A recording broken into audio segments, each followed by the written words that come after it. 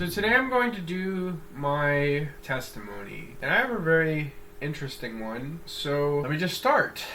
As a kid, I did not want anything to do with the religion. I was an American pagan. I believed in Santa Claus and Easter Bunny and the Chinese zodiac. There it was at the Chinese store. It had that little placemat. That was my religion. Oh, I'm a snake. I should date a whatever a snake should date. I don't even know anymore. That's what I should date. Oh, I shouldn't be around this person. Oh, this person's this. I shouldn't be around them. That's the way I thought. Everything was based on that.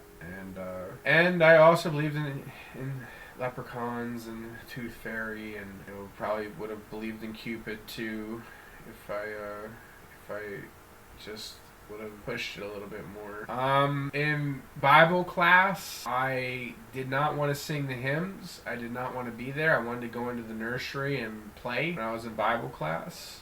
I did not want religion at that age. Growing older, I'd say a little older, I encountered Jesus' teachings at Vacation Bible School. It's really where I first encountered Jesus. We had a very developed Vacation Bible School. This was back when church was an institution as strong as school and as strong as government. Church was at that time a very strong institution. They had a very solid foundation of core teachings, which I remember going through a little thing about the Gospel of John and learning about the miracles of Jesus, and I was just blown away by this guy. Like, wow, I did not know this. Like, I did not know Jesus was this great. I didn't know that.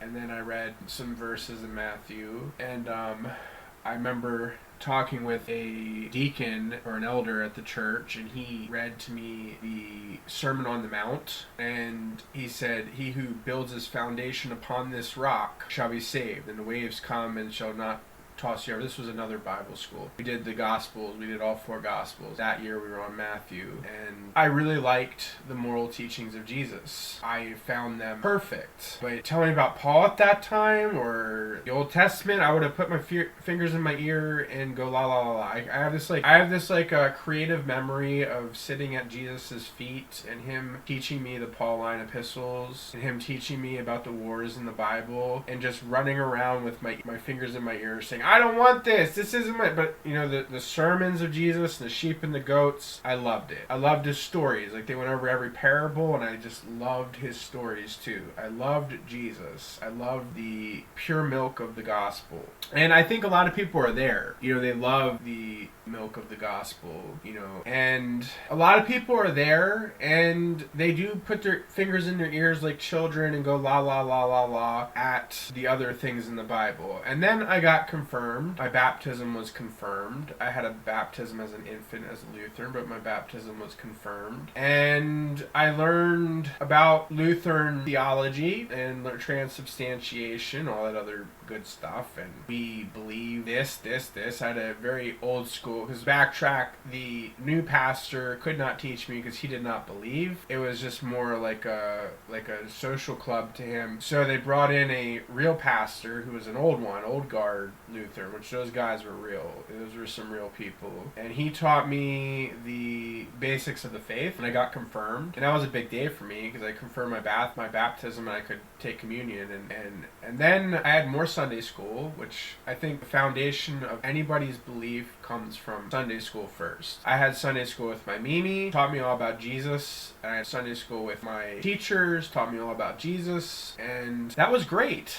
That's what I needed. And about 1998 or 1999, the Lutheran Church began this social liberalization that began earlier, but it really started to metastasize there. We started getting women preachers, and more liberal elements started moving into the church. This was the first major denomination for this to happen. It was a new thing, and of course we had a really raging feminist pastor who I just could not stand. Did irreparable damage to my family and my faith. I had a Sunday school teacher who didn't want to teach me the Bible, wanted to teach me about global warming and saving the world, which I can't do. That's what they wanted to teach me. They didn't want to teach me the religion. They wanted to teach me about global warming and all this other crap. And that was my church, and so I understand it from having been on the battleground. If you want your faith, you have to fight for it a little bit, I think. And, so I stopped going to that church, and then I became an atheist for about 6 months because I was dating a girl who we didn't really like each other, but we just kind of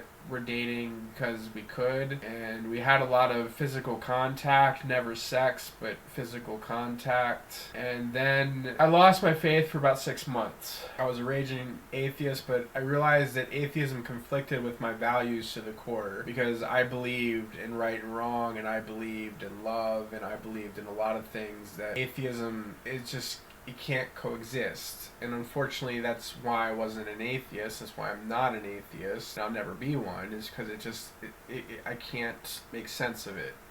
I'm sorry. And then I wanted the religion, so I got involved with a Messianic Jewish cult, which taught me if you really want to be a Christian, you have to, in a sense, believe in the Old Testament. He pointed out a verse in Jesus' Sermon on the Mount, like, not even the smallest jot nor tittle shall pass from the law until all is accomplished.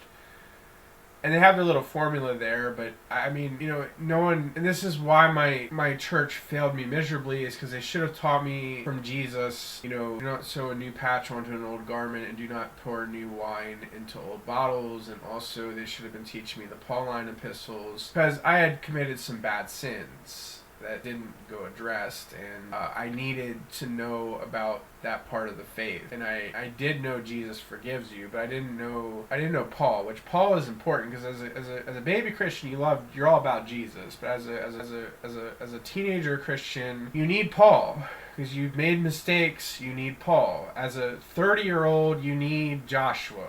It's just how it is. Okay, it's just how it is. That's the stages of the Bible. And so I read the Bible at this time, and I started to read it more consistently, where before, I think the only thing I really read was Song of Songs and my lessons from Bible school, where I really began to read the Bible, and I've read about 15 chapters a week for 18 years now. And I've listened to all the best Bible teachers, read all the best commentaries, listened to all the best sermons. I'm pretty well versed in what that book means, but that's getting ahead of myself. See, at this time I was in a Seventh-day Adventist cult, and then I went to a Baptist church that, taught me good theology. They taught me about dispensationalism, which, I think is correct. And they saw I was in a cult, so I think they called some cult deprogrammers, and that was a mess, so I got out of there. And then I went to a Pentecostal church, a Bethel church, and,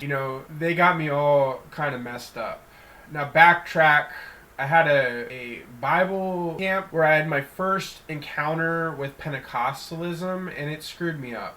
I just tell you the truth, that whole thing is not good. It just makes you really strange.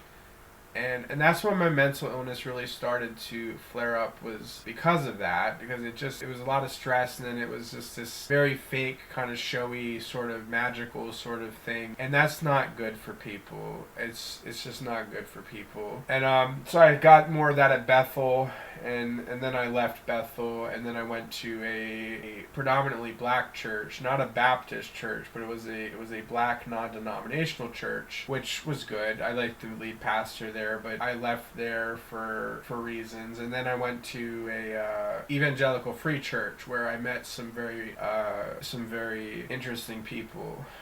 Let's not talk about that. And then I left. I just stopped going to church. But I started listening to sermons. I started gathering evidence for the faith, because I wanted the real religion. And then I found the Apostolic Fathers, and I found Martyr's Mirror, and I really began to understand the Bible, and I really started to revere old hymnals and old hymns, and really studying historic Christianity and the martyrs and the true faith. And that's where I'm at now, I think, is studying the mature stuff. And like I said, at 30, you need the books of Kings, you need Joshua, you need Chronicles, because, at 4, 5, 11 years old, you need the gospel, because it's just pure. And then by age 16, you need Paul, because you've likely done something illegal, or you did something that you don't like about yourself. And at 30, you need Joshua and the Kings, because you need to know sometimes you have to fight, and sometimes you have to fight for your faith. And I think a lot of Christians don't think that. They don't think you have to fight for your faith, when a lot of metaphor in the Bible is a warfare, and Satan is after you from day one. So you need to fight for your faith. You absolutely do. And I know we like to put our fingers in our ears like I did and run around and say, no, I don't like Paul, I don't like David, I don't like Samson, and we like to do that. But when you get older, those are the most important, because that's maturity. There is evil out there in the world, and sometimes you need to understand that evil must be dealt with by good people. And sometimes those good people are not perfect. Your pastor is not perfect. Your parents, your authority figures are not perfect. And you have to see from the Bible that, you can be a saint and not be perfect. In fact, you can seem like a terrible person to the outside world. Only God knows your heart. And that's the deepest part of the faith, is that these people who are, they've done bad things, sometimes God uses them. And sometimes, there's got to be bad things done in the name of good. Now, some people are not necessarily going to have to do that, but if you're a soldier, for instance, you're going to have to kill on a battlefield. And sometimes it's children, sometimes it's women, sometimes it's elders. And you have to understand that those Bible passages are telling you that, it's a real war. There's real war. And the Bible is the only book that doesn't flinch at it, which you can understand more in the conceptual reading the Old Testament. And you understand it a lot better for having read it, that this is a reality. A lot of people, I think, I've talked with real soldiers, when they go to war, they think it's toy soldiers lined up and knocked down, and they don't tell you that's what they think, but that's what they think. Or they think it's Call of Duty, where they're running around and shooting things on a screen. And then they get into real life, and they kill children, they kill women, they kill men, they kill old people. They do things that their conscience can't endure, and that's real war. And I think, when you join the army, or when you join any kind of combat force, that's what you're told to do. And you have to put aside the morals that you've been taught all your life, and you have to be like David and go slay the Philistines. You have to be like Joshua and circle around Jericho and slay the inhabitants. And I think as a grown Christian, you have to meditate on that to understand that there is evil in the world. And so as a 30-year-old, that's where I'm at, is understanding this more darker substance of the Bible, that Jesus did get crucified. It wasn't love and butterflies. It was a very dangerous and strict and harsh ministry. And also, like, a lot of saints, like in Martyr's Mirror, or even the apostles, they had very hard lives. Now, that's the mature faith. It's not fun. It's not easy. It's a hard walk. You can have health problems, and you can have every Christian minister telling you that it's your fault. But when you read the Bible, you see in Ezekiel, it says, "I will save the sick and the lame," and that's the fact. When you read the Bible, it affirms the sufferer. And that's the part of Christianity that I think makes a lot of people leave it, is because they want the prosperity, health, and wealth. But they don't see that Christianity, it can give you a lot of prosperity, health, and wealth if the whole society collectively agrees to live that way. But if they don't, then everybody's striving with one another to make a life for themselves, and they'll take from this person, they'll take from this person, just to have their own little piece of the pie. They don't build their own thing. And they don't follow the Ten Commandments. And that's where I'm at now, is I'm seeing repercussions of sin. I'm seeing the repercussions of people not taking the law of God seriously, and how it's making a lot of suffering and chaos and pain. And it's making the wrong people get into power, and it's making the right people have to bear the burden of the sins of the country. And I see this, and I'm just wondering to myself, I'm like, where's this Christianity that's taught? And it's taught from Jesus too. And you have Lazarus. He's your first example of it, that he suffers, or you all the way to Jeremiah, and then even the apostles and Paul. Paul was Christ's right-hand man. He was put in prison, and it's not a glamorous life. It's not It's not a fun life. It's not a very happy life, but that's why Jesus says, blessed are ye who mourn, for you shall be comforted. And, you will be comforted. You will have peace and love and joy and patience and kindness and gentleness and faithfulness and goodness and self-control. But you have to learn at the end of your walk how to let go of wives and markets and good food and good furniture, and you have to let go of that, and good cars and good houses. You have to let go of that and learn the deeper things of the faith, which is to ask for the spiritual blessings first. And that's where I'm at now, is struggling with those two things.